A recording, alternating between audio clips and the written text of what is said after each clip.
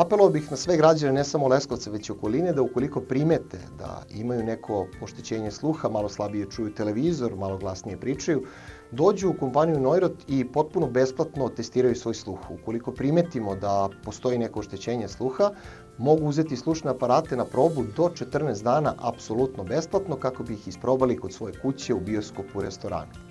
Takođe, kompanija Neurot sarađuje sa PIO fondom, sa RFZO-om, tako da sve mogućnosti postoje.